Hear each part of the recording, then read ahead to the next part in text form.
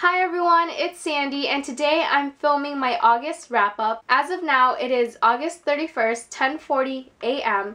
and I have read 25 books and 1 novella. However, since the day isn't over yet and I'm currently halfway through another book, I'm probably gonna finish it by the end of the day. So I think it's safe to say that I've read 26 books and 1 novella this month in August. I know, I've been on a complete reading frenzy. Since I have read so many books, I'm sorry if this video is a bit long. I'm going to try to keep it short as possible. But yeah, let's get started with the first book. The first book I read in August is Silver Shadows by Richelle Mead. This is the 5th book in the Bloodline series. And I loved the Bloodline series so much. Sydney and Adrian are like my OTP. This book was so intense, my heart was racing throughout, and I'm so glad that the last book isn't coming out till February 2015, so the wait is less than 6 months. Thank you, Richelle Mead, because I don't want to wait a year for the next book. And obviously, I give this book a 5 out of 5 stars. Then I read Trial by Fire by Josephine Angelini. This is actually an arc. My original copy I owned, I gave away on Twitter. Since I've already read this book and I don't need it anymore, I will most likely do a giveaway on my Twitter account in the future. So follow me on Twitter and look out for that. Anyways, this book has to do with parallel/alternative universes. Our main character, Lily, lives in Salem, and one day she finds herself in a different Salem. It's completely different than the one she was raised and grown up in. She has a doppelganger in this new Salem, and her doppelganger is evil. Overall, I thought this book was okay. I had a hard time getting into this book, but I do like how science relates to magic in this world, and overall I would give it a 3 out of 5 stars. Next, I read Cress by Marissa Meyer. This is the 3rd book in the Lunar Chronicles and I loved it. Definitely my favorite in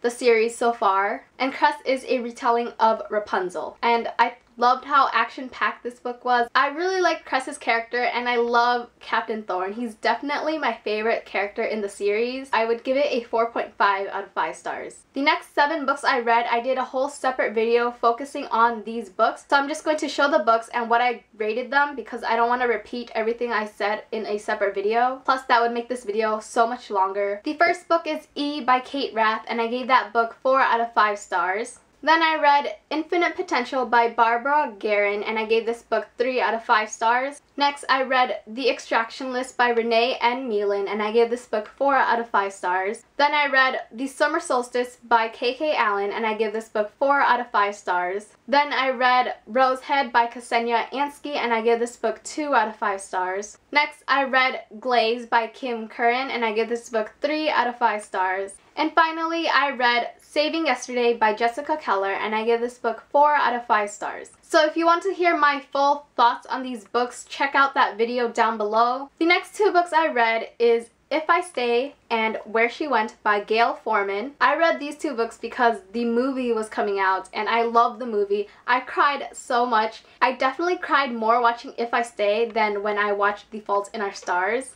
I gave If I Stay 4 out of 5 stars mainly because I'm not a big fan of the whole switching from past to present, because I'm the type of person that wants to know what's happening in the present rather than just looking at the past. And I gave Where She Went 3.5 out of 5 stars mainly because I didn't really like Adam that much and I don't know, I just preferred If I Stay a lot better. I thought it was a very satisfying ending to Mia and Adam's story. And I really hope they make the movie to this because I really want to see the movie for this. Next, I read Free to Fall by Lauren Miller and this is the Bookbusters Book of the Month. I will leave the link to the live show and to the Bookbusters Goodreads group down below. This book takes place in a world where there is this app called Deluxe that can help you decide the choices in your life. This app ensures that you're happy so you never have to fall. But as you know, with technology, there is a con to it as well. I really enjoyed this book. I gave it a 4 out of 5 stars. I loved how technology played such a major aspect of the story, mainly because we live in a world full of technology today.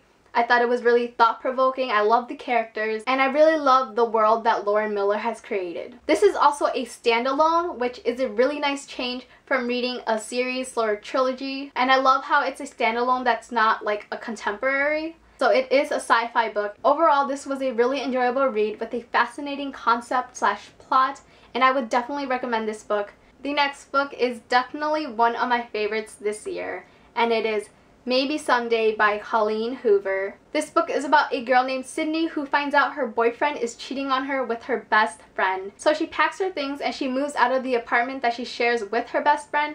And so she's like out on the streets alone until her neighbor Ridge invites her to stay over for a while. And when Ridge finds out that Sydney knows how to write song lyrics, he asks her if she can write song lyrics for his band. I did film a book review on this, but I won't upload it till after this wrap-up video, so look out for that. This book made me feel all the feels, and I love how music played such a major role in this book.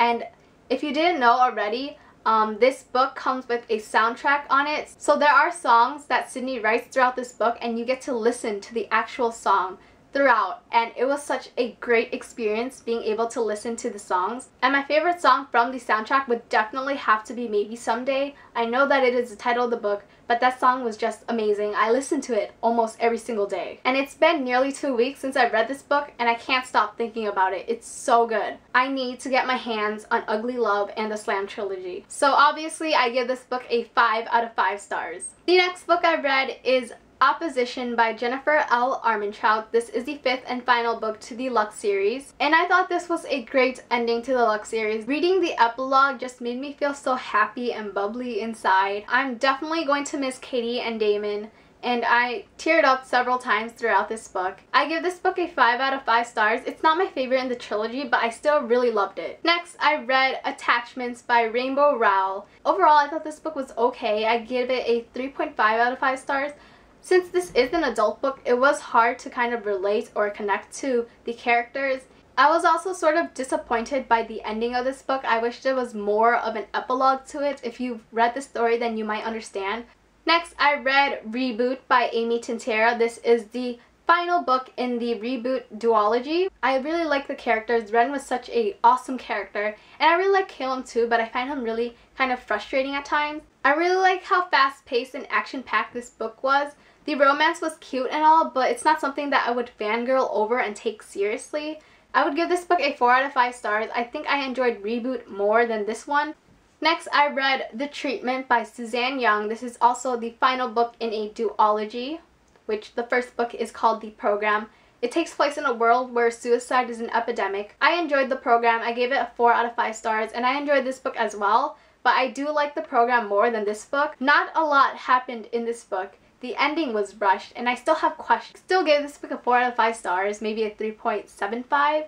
Next, I read Pushing the Limits by Katie McGarry. I love this book. I don't know why I waited so long to read a Katie McGarry book. I love Echo and Noah's characters. I love their background story, and I really like the storyline. One of my favorite things about this book was Noah's love for his brothers. It was wonderful, and I'm really excited to read the rest of the books in this companion series. And I would give this book a 4.5 out of 5 stars. Next, I read Amy and Roger's Epic Detour by Morgan Matson. And if you've been watching my videos lately, I talk about Since You've Been Gone so much. I love that book, and I was really excited to read this book as well. I love the road trip premise of this book, and I love how Amy would do the travel scrapbooking. Overall, I gave this book a 4.5 out of 5 stars. Morgan Matson did not disappoint me, and it was just a really great read.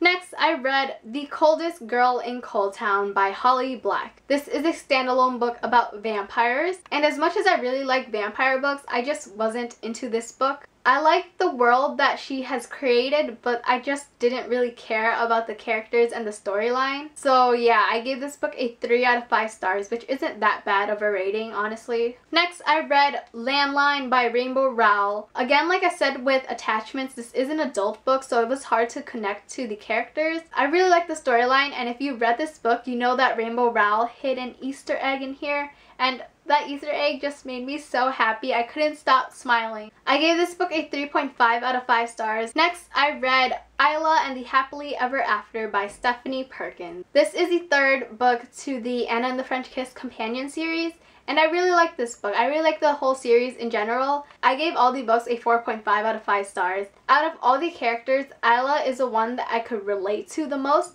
but she wasn't my favorite character. I think Anna would definitely have to be my favorite character. I found Isla really frustrating at times.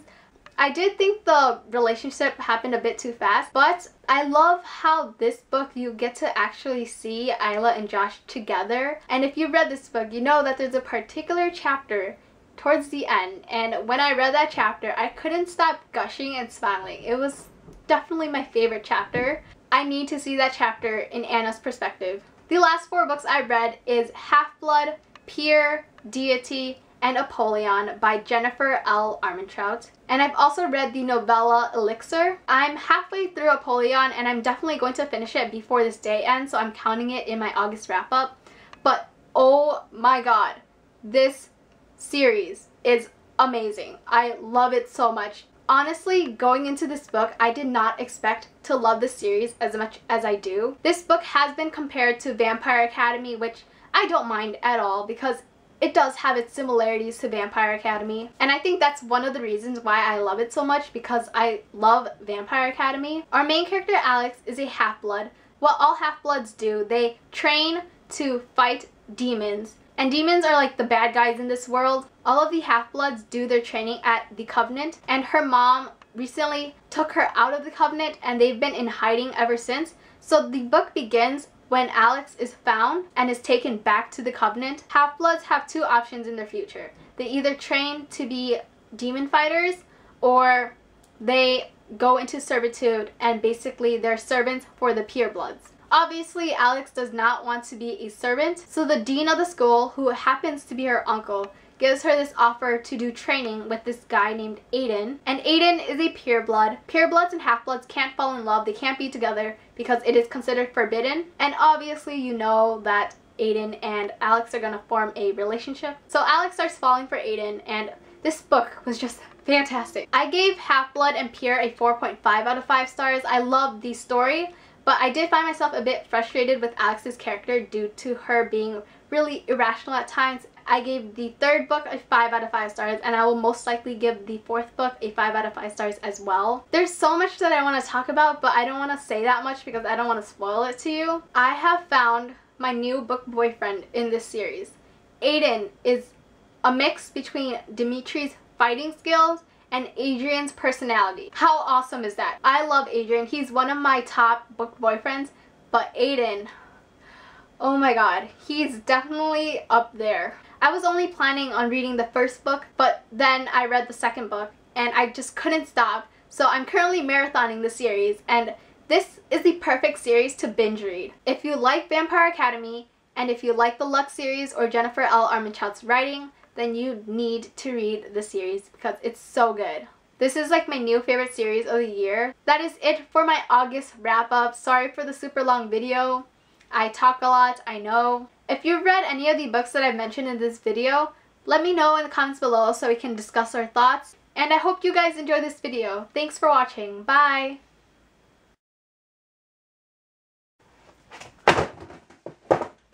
Oh my god.